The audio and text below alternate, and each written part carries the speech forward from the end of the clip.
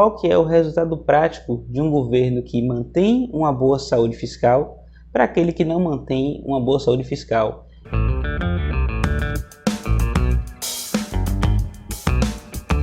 E por que, meus amigos?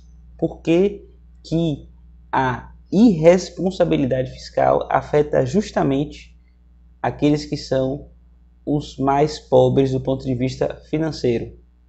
Por que a irresponsabilidade fiscal afeta exatamente aquele público que tem, de repente, menor acesso à informação, que, de repente, recebe recursos de programas sociais? É isso que a gente vai abordar aqui de maneira bastante objetiva no vídeo, tá? Primeiro fator: a importância de você manter as contas em dia é justamente para que você não necessite executar certos artifícios para fechar essa conta, de maneira que esses artifícios não gerem impactos negativos na economia. Trocando em miúdos, tá? Um governo que mantém uma boa saúde fiscal, ele arrecada e consegue gastar menos do que ele arrecada.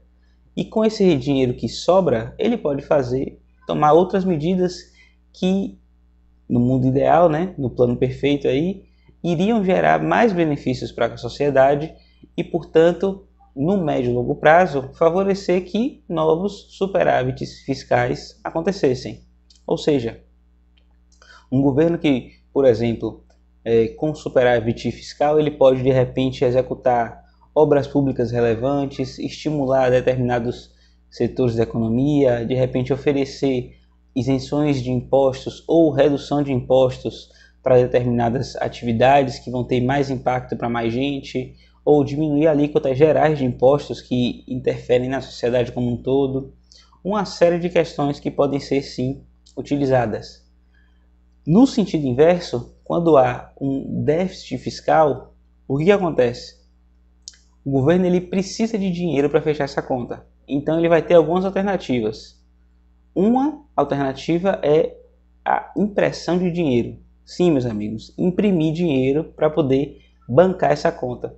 Só que, como a gente já comentou aqui no canal, mas sempre vale a pena frisar, o dinheiro ele é um bem da economia que também é movido pela lógica de oferta e demanda. Então, quanto maior a oferta de dinheiro no mercado, sem a produção de bens, maior será o valor dos bens dessa economia. Ou seja, trocando em miúdos, inflação. A inflação é justamente a perda do poder de compra da moeda.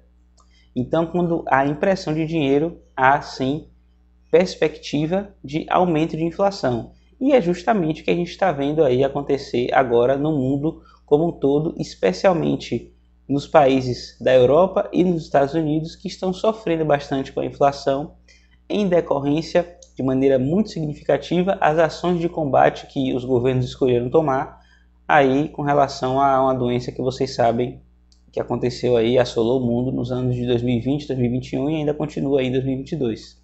Cheques de valores bastante significativos, com um grande período de tempo, foram injetando liquidez na economia sem a produção de bens, resultado, inflação. Outro mecanismo que também é utilizado pelos governos para poder bancar os déficits fiscais é justamente a impressão de dívida, ou seja, eles geram dívida, vendem títulos públicos a juros caros e precisam de dinheiro para pagar esses juros. E esse dinheiro vem da onde? Da arrecadação de impostos, que é paga por quem? Por nós, que somos aí os pagadores de impostos. Somos nós que sustentamos o governo. Então, meus amigos, quando há um aumento do volume de dívida que o país emite, há um aumento do desembolso do dinheiro do pagador de impostos para justamente pagar esses juros. E aí, a reflexão do vídeo, o ponto central é justamente o seguinte: se há uma necessidade de honrar esses juros, quem vai ser mais impactado pela necessidade de realizar esse pagamento? É justamente a população que tem a menor capacidade de geração de recursos, porque é ela que vai ter a maior parte do seu orçamento familiar comprometido com itens básicos como alimentação, saúde, transporte. Quando há um aumento dos juros, um aumento da dívida, há necessidade também de aumento de arrecadação. E esse aumento de arrecadação gera naturalmente uma necessidade de aumento de impostos ou de emissão de mais moeda. E a gente entra naquele ciclo lá de inflação. Quem mais sofre com inflação é justamente quem tem menor condição financeira. Então, meus amigos, o alerta aqui do vídeo é o seguinte, ó, não caiam nessa conversa de que existe um déficit fiscal seguro. Esse fator sempre vai se reverter, infelizmente, de maneira negativa para quem tem menores condições financeiras, tá bom? Não esquece de curtir, compartilhar, se inscreve no canal aqui se ainda não for inscrito, ativa o sininho das notificações para não perder nenhum vídeo. Quero deixar um destaque importante também, meu e-book Guia do Crédito Consciente está disponível para você poder acessar e ter sim o entendimento de que você pode contratar crédito de maneira segura se você souber exatamente o que você está fazendo, e o Guia do Crédito Consciente vai lhe dar sim esse entendimento.